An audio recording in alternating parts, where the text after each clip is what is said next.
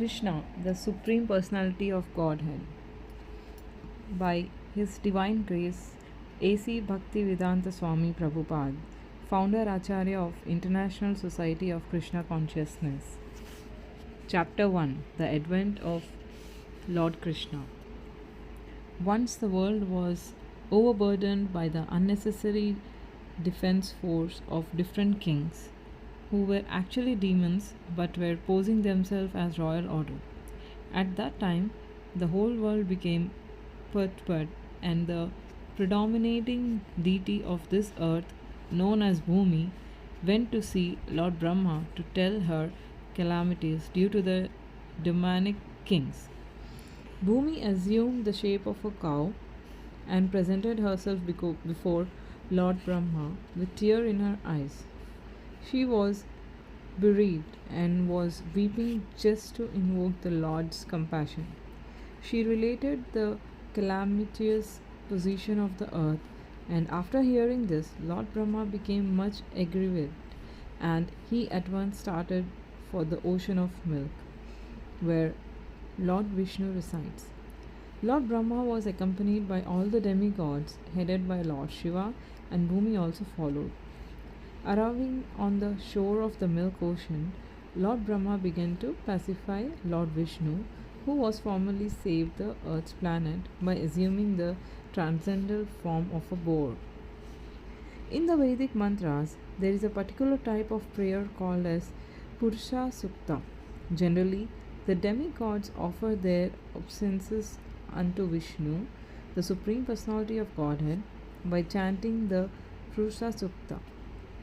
It is understood herein that the predominating deity of every planet can see the Supreme Lord of this universe, Brahma, whenever there is some disturbance on this planet. And Brahma can approach the Supreme Lord Vishnu not by seeing him directly, but by standing on the shore of ocean of milk.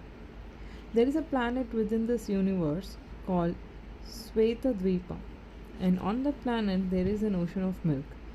It is understood from various Vedic literatures that just as there is an ocean of salt water on this planet, there are various kinds of ocean on other planets.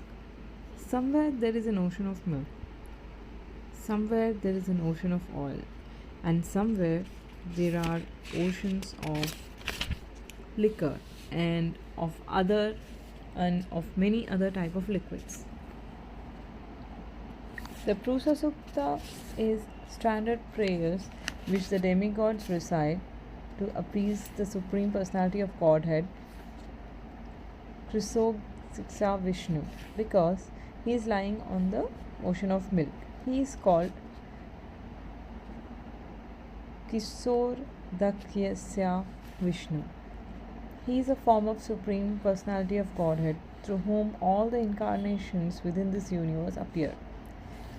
After all the demigods offered the Purusha Sukta prayers to the Supreme Personality of Godhead, they apparently heard no response. Then Lord Brahma personally sat in meditation, and there was a message transmission from the Lord Vishnu to Brahma. Brahma then broadcasted the message to the demigods. That is the system of receiving Vedic knowledge. The Vedic knowledge is received first by Brahma from the Supreme Personality of Godhead through the medium of the heart. As stated in the beginning of Srimad Bhagavatam, Tene Brahma Hridaya Ya Adi Kavya. The transcendental knowledge of Vedas was transmitted to Lord Brahma through the heart. Here also, in the same way, only Brahma could understand the message transmitted by Lord Vishnu, and he broadcasted it to the demigods for their immediate action. The message was this: the Supreme Personality of Godhead would appear on the earth very soon, along with his supreme powerful potencies, and as long as he remained on the earth planet to execute his mission of annihilating the demons and establishing the devotees, the demigods should also remain there to assist him. They should all immediately take birth in the family of Yadu dynasty, wherein the Lord would also appear in due course of time.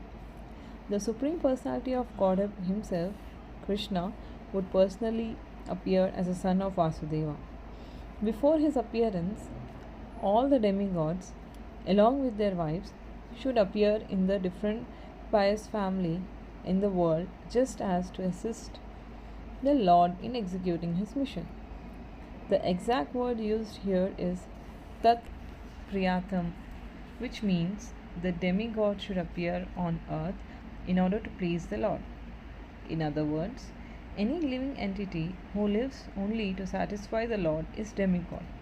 The demigods were further informed that Ananta, the plenar position of the Lord Krishna, who is maintaining the universal planet by extending his millions of hoods, would also appear on the earth before Lord Krishna's appearance. They were also informed that the external potency of Vishnu, its Maya, with whom all the conditioned souls are enamored, and also appeared by the order of the Supreme Lord just to execute his purpose. After instructing and pacifying all the demigods, as well as Bhumi, with sweet words, Lord Brahma, the father of all Prajapatis, or progenitors of the universal population, departed for his own abode, the highest material planet called Brahmaloka. The leader of Yadu dynasty, King Surasena, was ruling over the country known as Mathura, wherein lies the city of Mathura, as well as the district known as Surasena, which was named after him. On account of rule of King Surasena, Mathura became the capital city of all kings of Yadus. Mathura was also made the capital of kings of Yadu dynasty because Yadus were a very pious family and knew that Mathura is a place where Lord Sri Krishna lives eternally, just as he also lives in Dwaraka. So, once upon a time, Vasudeva, the son of Surasena, just after marrying Devaki, was going home on his chariot with his newly wedded wife. The father of Devaki, known as Devaka, had contributed a sufficient dowry because he was very affectionate towards his daughter. He had contributed hundreds of chariots completely decorated with gold equipment. At that time, Kamsa, the son of Ugrasena, in order to please his sister Devaki, had voluntarily taken the reins of horses of Vasudeva's chariot and was driving. According to the custom of Vedic civilization, when a girl is married, the brother takes his sister and brother-in-law to their home. Because the newly married girl may feel too much separation from her father's family, the brother goes with her until she reaches the father-in-law's house. The fully dowry contributed by Devaka was as follows: 400 elephants fully decorated with gold garlands, 15,000 decorated horses, and 1800 chariots. He also arranged for 200 beautiful girls to follow his daughter. The Kshatriya system of marriage, still current in India, dictates that when a Kshatriya is married, a few dozen of bride's young girlfriends, in addition to the bride, go to the house of king. The followers of queen are called maid servants, but actually they act as friends of queen. This practice is prevalent from time immemorial, traceable at least to the time before the advent of Lord Krishna 5000 years ago. So, Vasudeva brought home another 200 beautiful girls along with his wife Devaki. While the bride and bridegroom were passing along on the chariot, there were different kinds of musical instruments playing to indicate the auspicious moment. There were conch shells, bugles, drums, and kettle drums combined together. They were vibrant in nice concert. The procession was passing very pleasingly, and Kamsa was driving the chariot, when suddenly there was a miraculous sound vibrated from the sky, which especially announced to Kamsa Kamsa, you are such a fool. You are driving the chariot of your sister and your brother in law, but you do not know that the eighth child of this sister will kill you. Kamsa was the son of Ugrasena of the Bhoja dynasty. It was said that Kamsa was the most demonic of all Bhoja dynastic kings. Immediately after hearing the prophecy from the sky, he caught hold of Devaki's hair and was just about to kill her with his sword. Vasudeva was astonished at Kamsa's behavior, and in order to pacify the cruel, shameless brother in law, he began to speak as follows, with great reason and evidence. He said, "My dear brother in law Kamsa, you are the most famous king of the Bhoja dynasty, and people know that you are the greatest warrior and a valiant king. How is it that you are so infuriated that you are prepared to kill a woman who is your own sister at this auspicious time of her marriage? Why should you be so much afraid of death?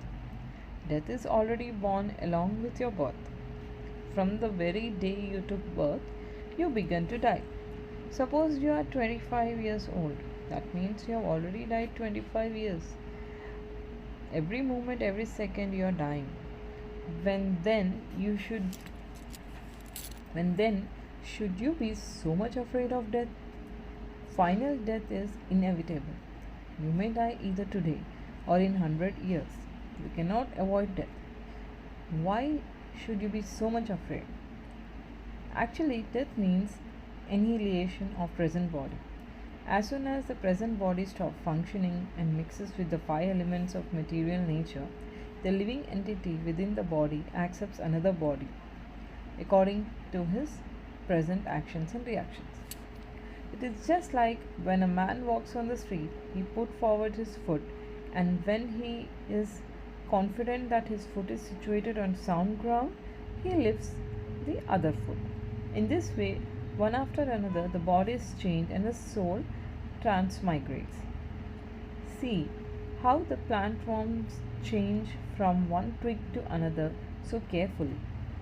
Similarly, the living entity changes his body as soon as the higher authorities decide on his next body. As long as a living entity is conditioned within this material world, he must take material bodies one after another.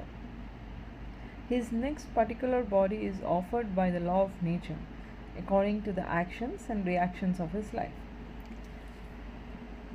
This body is exactly like one of the bodies which we always see in dreams. During our dream of sleep, we create so many bodies according to mental creation. We have seen gold and we have also seen a mountain. So in a dream, we can see a golden mountain by combining the two ideas. Sometimes in dreams, we see that we have a body which is flying in the sky, and at that time we completely forget our present body. Similarly, these bodies are changing. When you have one body, you forget the past body. During a dream, we may make contact with so many new kinds of bodies, but when we are awake, we forget them all. And actually, these material bodies are the creation of our mental activities. But at the present moment, we do not recollect our past bodies. The nature of the mind is flickering. Sometimes it accepts something and immediately rejects the same thing.